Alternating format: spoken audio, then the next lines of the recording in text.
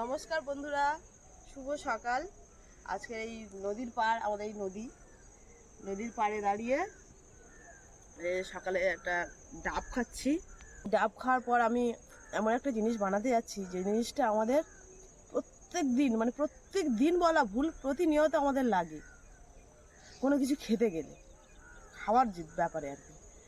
তো সেই জিনিসটা আজকে বানাবো, কিন্তু নামটা এখন বলবো না, নামটা দেখতেই পাবেন, পরে বলবো।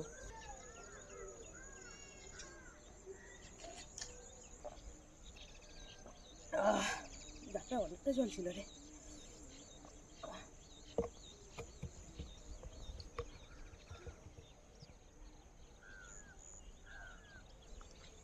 তো বন্ধুরা, আমাদের পুরো ভিডিওটা দেখতে থাকুন, আর ভালো লাগলে অবশ্যই সাবস্ক্রাইব করবেন।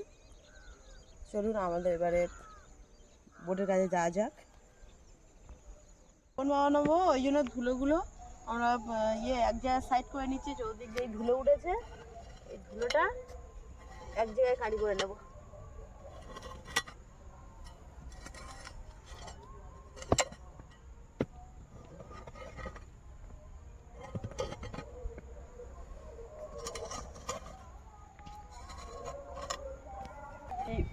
এই কোদাল দিয়ে এইভাবে কেটে কেটে ধুলোটাই নিয়ে নিচ্ছি।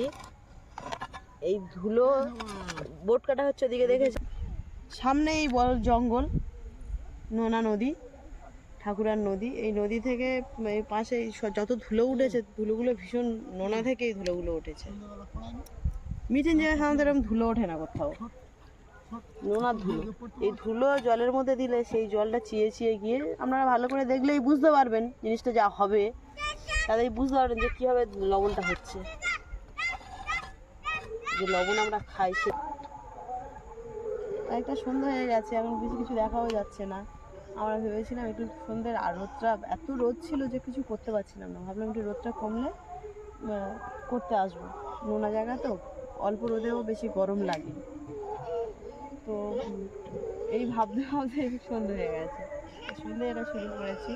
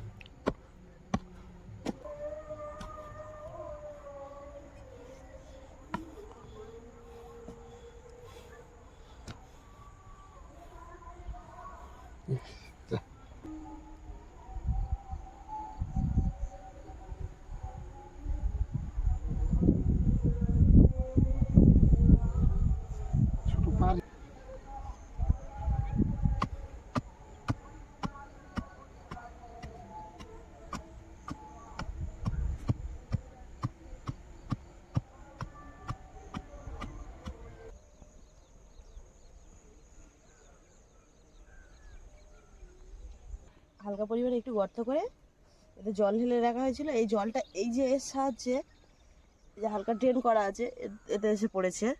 এটা আমরাও যেটা করবো সেটা ওই ড্রেনের মাধ্যমে এখানে এসে পড়বে। ওই জলটা নিয়েই আমরা জিনিসটা বানাবো। এখন জল নিয়ে এগুলো ভালো করে পরিষ্কার করব।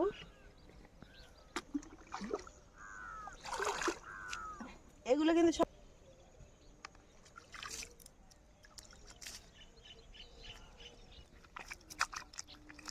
এগুলো ভালো করে, এগুলো যাতে জল নাড়াতে না পাস হয়ে যায়।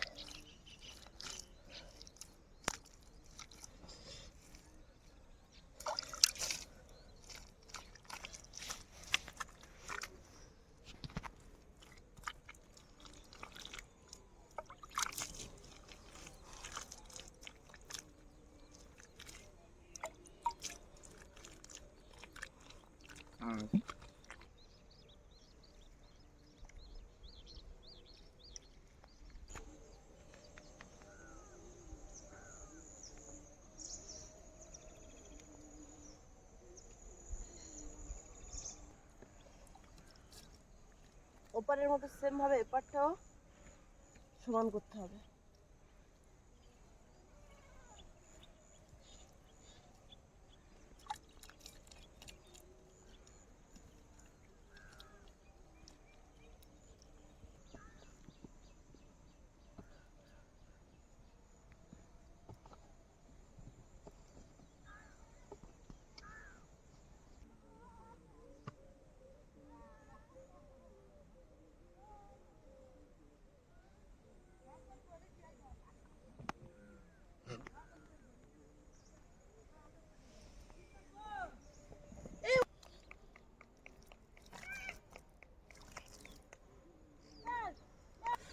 একটু গর্ত করতে হবে, করে এখানে জল ভরে দিতে হবে একদম। এই জলটা এখান থেকে চিয়ে চিয়ে ওই গর্তের মধ্যে গিয়ে পড়বে।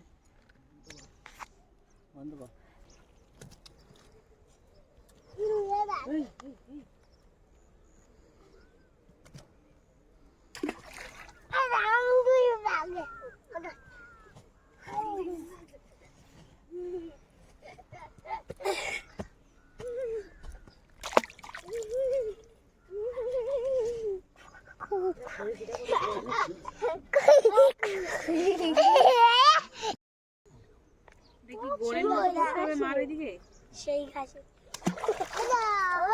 বড় ডিম আছে।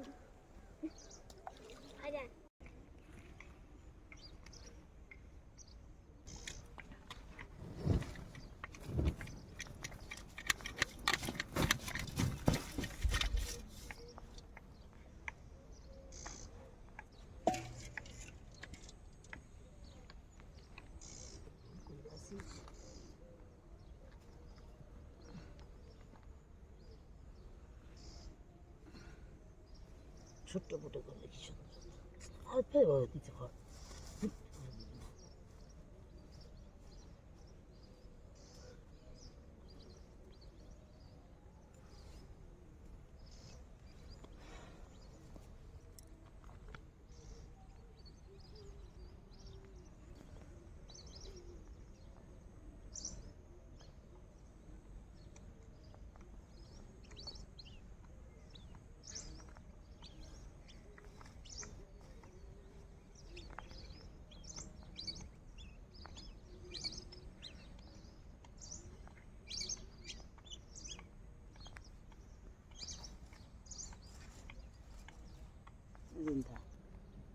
এপারে যে ফুটোটা রাখা হয়েছিল সেটা কিন্তু চেপে ধুলো দিয়ে বন্ধ করে দেওয়া হলো।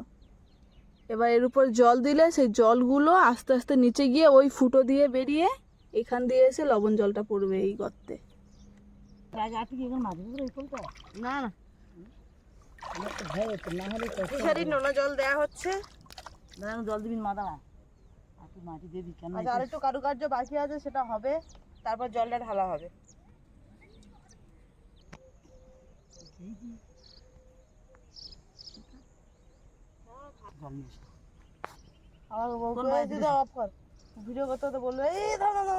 সেই ধুলোটা দিয়ে তোরা লেপনটা দিয়ে দিয়েছিস? হ্যাঁ লেপন দেওয়া হয়েছে। লেপন দিয়ে দিয়েছিস, খড় পেতে এর মধ্যে জল ঢেলে দেবো। এই কারণে খড় পেতে জলটা দেওয়া হচ্ছে যাতে ওর মানে গর্ত যাতে না হয়ে যায়। নাহলে গর্ত হয়ে যাবে না, জলটা জোরে ঢাললে কোনো গর্ত হয়ে যাবে, তার নুন জল হবে না, গর্ত হয়ে গিয়ে আর পাশ দিয়ে পেরিয়ে চলে যাবে। তাহলে মানে মেন কথা হচ্ছে যে খড়গুলো পাতা হলো, খড়গুলো ফিল্টারের কাজ করবে। ফিল্টার করে জলটা নিচে যাবে, তারপরে সেই জলটা ওখান দিয়ে আসবে। আর এই জলটাই যখন হচ্ছে এই জলটা যখন এই ধুলোগুলোর মধ্যে দিয়ে যাবে, হ্যাঁ, ওই ধুলোর মধ্যে যে লবণটা আছে ওই লবণটা নিয়ে ওর ভিতর থেকে চলে যাবে। আর যাতে ধুলোটা না যায়, ওই ছোট গর্তেতে যায় ধুলোটা না যায়, সেই জন্য খড়গুলো দেওয়া হয়েছে।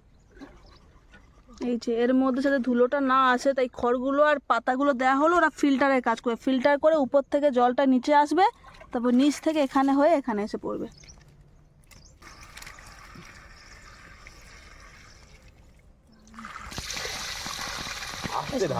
গায়ে 4 ঘন্টা আগে আমরা জল দিয়ে চলে গেছিলাম। এবার দেখি নুন জল কতটা এলো। দেখুন, এটা পুরো জলে ভর্তি করে দিয়ে গিয়েছিলাম, ওটা কিন্তু একদম পুরো শুকিয়ে গেছে। শুকিয়ে গিয়ে সমস্ত জলটা, এই যে সমস্ত জলটা দেখুন এখানে এসে পড়েছে। আর যখন ওখানে জলটা দেয়া হয়েছিল কত নোংরা ঘোলা জল ছিল, কিন্তু এখানে যে জলটা পড়েছে দেখুন পুরো হলুদ জল এসে পড়েছে। মানে হলুদ জল হওয়া মানে বুঝে নিতে হবে যে এটা লবণ জলের জন্য পুরো উপযুক্ত, এটা ফোটালেই সুন্দর লবণ হয়ে যাবে। আর যে পাতা খড় সেগুলো কিন্তু ফিল্টার করে একটুও নোংরা আসেনি জলটার মধ্যে, যা এসছে পরিষ্কার জল এসছে।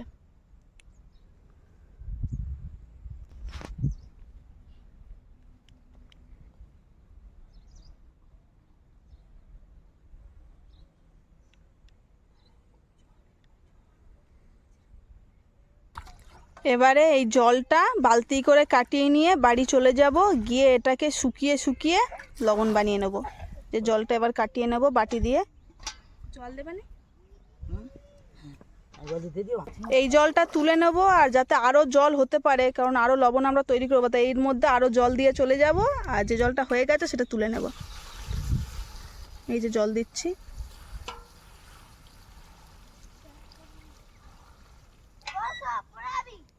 আবার 3-4 ঘন্টা পরে এখন যে জলটা ঢালা হচ্ছে, দেখুন জলটা ঢালার সময় কতটা নোংরা জলটা, এত নোংরা জল, কিন্তু যখন এটা ফিল্টার হয়ে লবণ জল হয়ে আসে তখন কিন্তু এতটাই পরিষ্কার হয়ে যায়।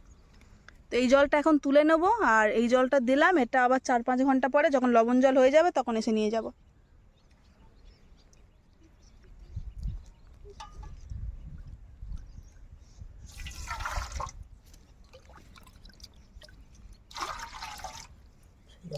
কতটা পরিষ্কার হয়েছে জলটা।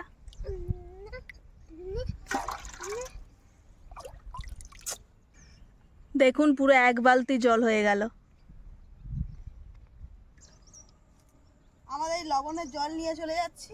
এবার লবণটা জাল দেওয়া হবে, মানে এই জলটা যে ওখান থেকে বের করেছি তুলেছি আপনারা দেখেছেন। এবারে এই জলটা নিয়ে জাল দেবো।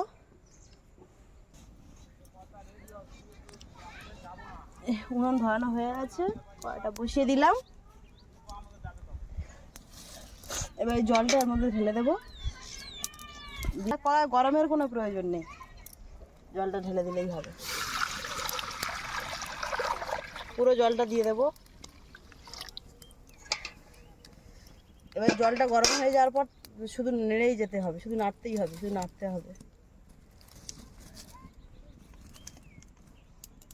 খুব জোরে জালটা দিতে হবে, ভীষণ জোরে জালটা দিতে হবে আর কি।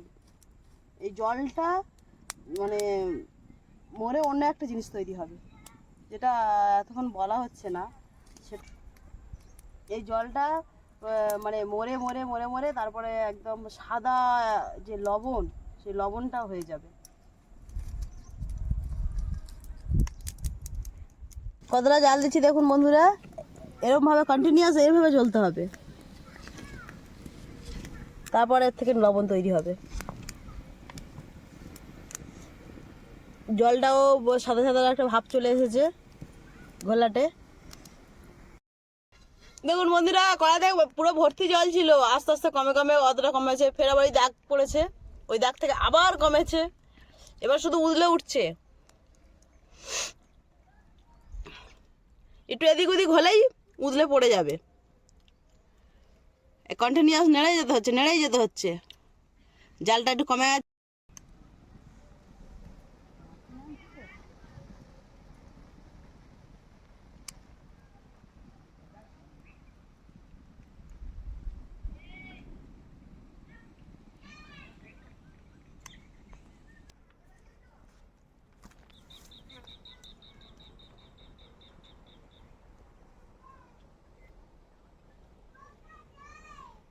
দেখুন বন্ধুরা, ফেনা বেরিয়ে গিয়েছিল, এখন লবণটা একটু হলেও ঝরঝরে ভাব আসছে, এ পুরোপুরি ঝরঝরে হয়ে যাবে।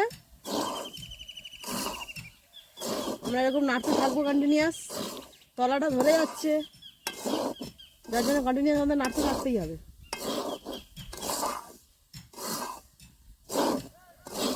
এ না নেড়েও কাপড়ের উপর রেখে দিয়ে ছায়ের মধ্যে ঢুকিয়ে দিলে হয়, কিন্তু আমরা এটা পুরো এইভাবেই করতে চাই।